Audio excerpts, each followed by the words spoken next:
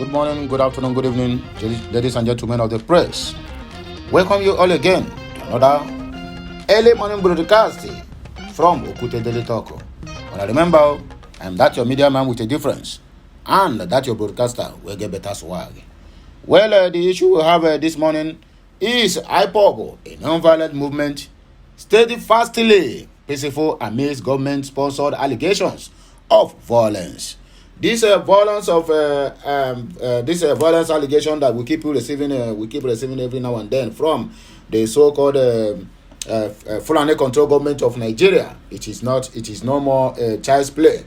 I mean, they have taken all these things to another dimension, because you cannot tell me the reason why Nigeria is the only country whereby they caught a petty thieves in the southeastern part of the country. The next thing they will do is to go and paint a Biafran flag or barrette or whatever and drop at the scene of the crime and said this one is from IPOB or from the ESN. So it is taking another different dimension, which the Biafrans itself and also the IPOB members need to be extra careful how they conduct their day-to-day activities. In fact, if I am to suggest to let Biafra not have flag for now, let them come out openly now from every section and say Biafra don't have flag anymore. If there's any flag that I have to represent Biafra, let it be silently.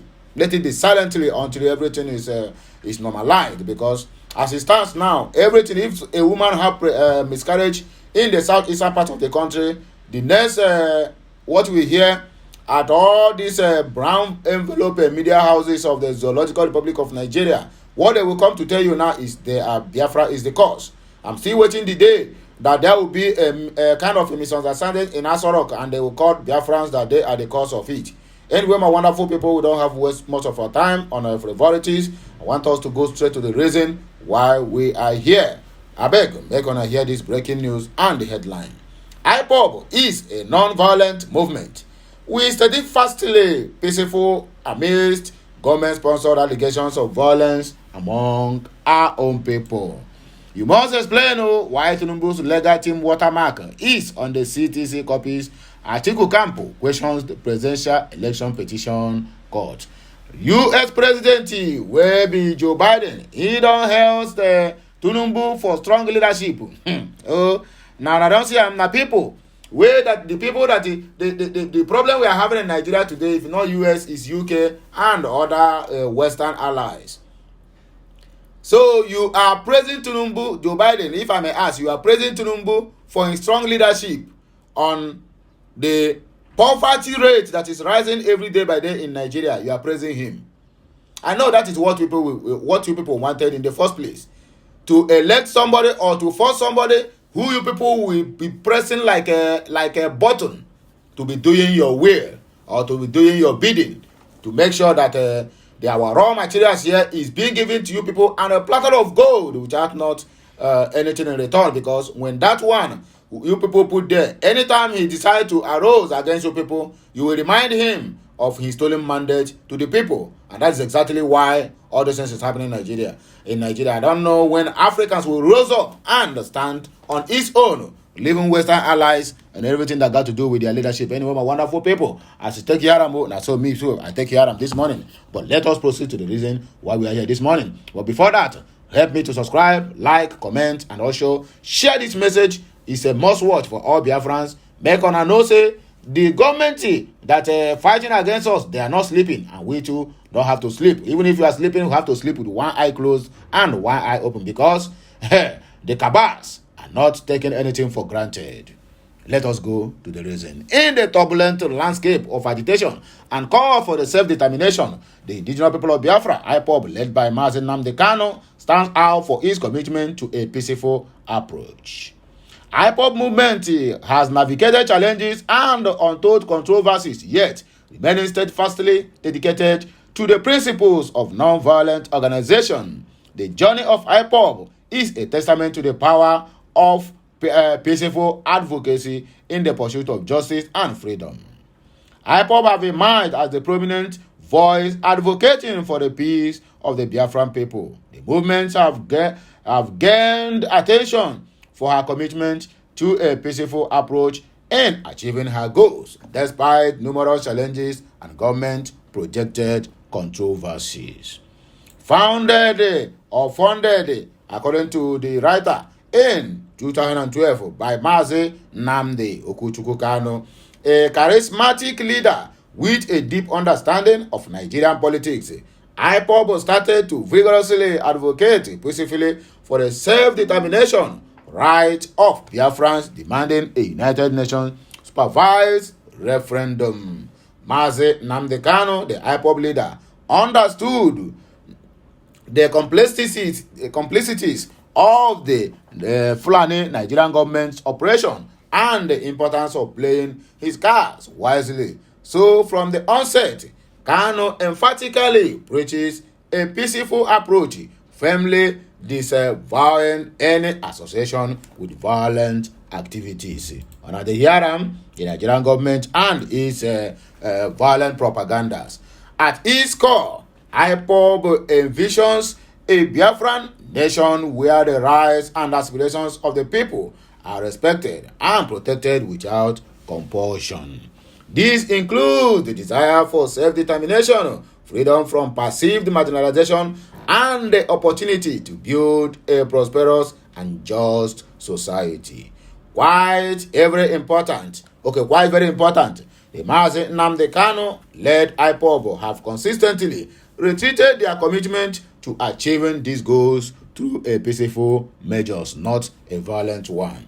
But one of the greatest challenges faced by IPOB today has been the association with the violence. Over the years, there have been allegations of violence and militant activities by two groups claiming affiliation with a Biafra or IPOB. However, Nnamdi Kanu, Mazi, and the leadership of the IPOB have been steadfast too in distancing themselves from any form of violence that have to do in this Biafran struggle. They have repeatedly asserted that IPOB is a peaceful movement and not an armed struggle group. In other words, a noteworthy incident in IPOB journey was the emergence of a villain group known as Autopilot, with its leader in Finland. According to this group, claimed to represent IPOB but engaged in activities that deviated from the movement's peaceful stance. After numerous IPOB press statements, they associated itself and Nnamdi Kanu from every activity of this villain group, it became clear to observers, even to a 6-year-old, that Autopilot group doesn't speak for IPOB and Mazi Nnamdi Kanu. Rather, they are contradicting the whole issues. Very commendably, understanding the tactics employed by the Nigerian government and its Department of State Service, DSS, has been crucial to IPOB's strategy. Nigerian government have a history of clamping down on peaceful protesters and dissenting voices, and Mazi Nnamdi Kanu and IPOB have been victims of this government's lawlessness, yet consistently emphasizing non-violence and peaceful exercise as the way forward, amidst pains and loss of innumerable number of our members to the bullets of the trigger-happy Nigerian security personnel. IPOB's commitment to a peaceful approach is also exemplified by her engagement in peaceful protests around the world and civil disobedience campaigns in Biafra land. Mazi Nnamdi Okuchukwu Kanu, the IPOB's supreme leader, in being a vocal advocate for the use of peaceful means to achieve the Biafran cause, emphasizes that violence only begets more violence and hinders progress. This approach has gained or geared support from various quarters, both within and internationally. IPOB's peaceful approach has not gone unnoticed on the international stage. Various human rights organizations and advocates have voiced their concerns over the Nigerian government treatment on the IPOB members and the need for a peaceful resolution to the Biafran question. These international attentions have added pressure on the Nigerian government to engage in constructive dialogue over the years, yet nothing comes out of it. However, Despite her commitment to peaceful means, IPOB have faced significant challenges and setbacks along the way.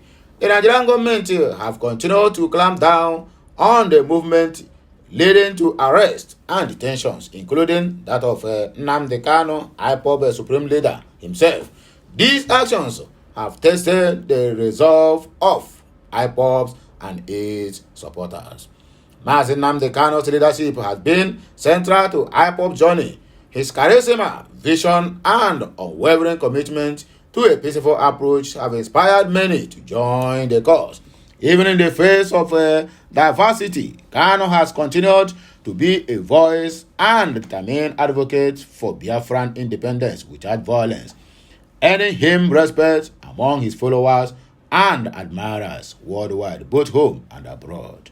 Therefore, it is absolutely unthoughtful and insensitive for any reasonable fellow to keep associating IPOB to any form of militancy, criminality, or violence because, amid several provocations, the movement have remained consistently disciplined and committed to peaceful conduct. On Ahiram, free Mazi Nnamdi Kanu, that is the hashtag now. Biafra referendum now, hashtag. Then this message is written by Obuluzu Chidebere, edited by Oga CS Madabuchi for the Family Writers Association, and is being read to you and brought to you your notice by Amanda Neze from the platform of Okute Daily Talk. You must explain to us what is Tinubu's legal team watermark is doing on the judgment of the court. I never see something. The camp of the People Democratic Party, where the PDP presidential candidate to former Vice President Atiku Abubakar has demanded explanations from the Presidential Election Petition Court on why certified true copies of each judgment bears the header of the Bola Tinubu's legal team. And I never see anything. Okute News record there had been insinuations that the tribunal ruling was compromised in favor of Bola Ahmed Tinubu due to the Tinubu presidential legal team watermarks found on the copies in circulation on social media. However, the coordinator of the Tinubu's presidential legal team, Babatunde Ogala, SAN, in a statement on Saturday, debunked such insinuations. You are debunking insinuations that is real. Nigeria. According to him, the judgment was not compromised and the watermarks were only applied by the team after they got their own copies of the consolidated judgment from the Court of Appeal. Ogala explained further that the lawyers for the PDP were present at the registry when they picked up the clean copies of the tribunal ruling, adding that the PDP lawyers were even the first to pick copies of the judgment from the court registry. In a statement to Okute News.com, the special assistant, that is communications to Atiku, Frank Shaibu, stated that it is very important that the Presidential Election Petition Court, PEPC, should tell Nigerians why they choose to affix the header of the respondent on the CTC copy of their judgment, whereas the copies that went to the petitioners did not have the same. Was that because the Tinubu's legal team is deemed to be accorded special privileges? The court must explain, he said. Shuaibu also questioned why the PEPC came to the decision to avail the respondents, especially the Tinubu legal team, to have a first receipt of the CTC of the judgment before the plaintiffs. His statement read, "The curiosity is more confounding based on the fact that the lead counsel to Atiku and PDP had pleaded in the open court to have express receipt of the judgment, to which Justice Haruna Samani agreed, and to the promise to make the document available the following day, which was Thursday. Nigerians want to know why the PEPC confers special privileges to the Tinubu legal team by making them have a first custody of the copies of the PEPC judgment, even though it was more urgent for the petitioners who needed the document in order to cause an appeal to the Supreme Court within 14 days, including weekends. In the course of delivering each judgment, the PEPC has spoken of the petition it was ruling upon in a vexations and the ingrating language, as if it was a crime to bring a case of electoral banditry before the court. However, unfolding development after the court's ruling elicits suspicions about whether or not the Tinubu legal team provided cleric service in the PEPC. Otherwise, how and when did the Tinubu presidential legal team creep into a document that was supposed to be the official document of the Court of Appeal? We needed to restate that the Tinubu's presidential legal team on the top left hand corner of all the 798 pages is neither a monochrome nor a metadata. It is actually a header, meaning that except for a valid explanation, the Tinubu's presidential legal team is the originator of the said document. For the purpose of clarity, a header is text that is placed at the top of the page, while a footer is placed at the bottom of a page. Typically, these areas are used for inserting information such as the name of the document, the chapter, the heading, page numbers, creation date, and the like. On the other hand, watermark is a font design made in some paper during manufacture that is visible when held against the light and the typical identities the marker of the documents. The PEPC must, on its honor, if indeed it is still as any, clarify why the court chooses to put the header of the tribunal Tinubu legal team on the CTC copy of each judgment document. Why the only emblem that should be on the document is the stamp of the Court of Appeal of Nigeria. Again, the PEPC must explain why it came to the discretionary decision of having the respondent have a custody of the judgment earlier in the day on Friday, while only making same available to the petitioners later in the day, and only after the lead counsel to Atiku and PDP had written a second letter. The first was on Thursday to the court demanding for copies of the judgment. Moreover, we have it on good authority that when the PEPC was informed that the CTC copies of the judgment given to the respondents was already circulating in the public domain with the header of the TPLT on it. A further delay was necessitated by the need for it to undertake a laundry and document by removing the Tinubu's legal team's header before handing over same to the Atiku lawyers. Whereas the legal team of the PDP and Atiku have the total 14 days to prepare its appeal to the Supreme Court. The Presidential Election Petition Court had erased 2 days out of the 14 days, no thanks to the PEPC, whose chairman Justice Samani has promised to make available the CTC copy of the judgment to Atiku a day after his judgment was rendered, which ought to have been on Thursday. Atiku's aide noted that Nigerians and the world is earnestly waiting for answers to these posers as the legal challenge shifts to the Supreme Court. He said if explanations are not given, it will validate suspicions that there were external factors involved in the formulation of the judgment and bring the entire judiciary of Nigeria into disrepute. Shaibu said, make no mistake about it, this legal challenge to the electoral banditry of February 25th, which has now shifted to the Apex Court, is not about Atiku. It is indeed our last-ditch effort to salvage our country and deepen our democracy.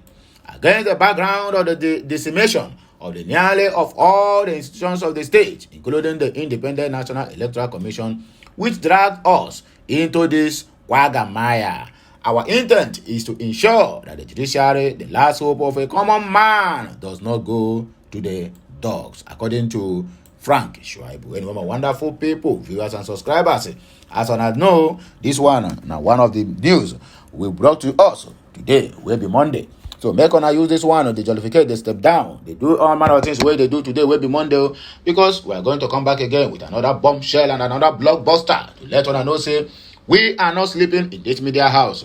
We are trying everything humanly possible to make sure that everybody feels safe. So help me share this message, like, comment, and also turn on the notification button, be notified each time we go live or post something new on this channel or another channel related to Okute Daily Talk. So have a nice day, my wonderful people. Until I come your way again, I still remain Okute Daily Talk. Bye for now. Kemesiano.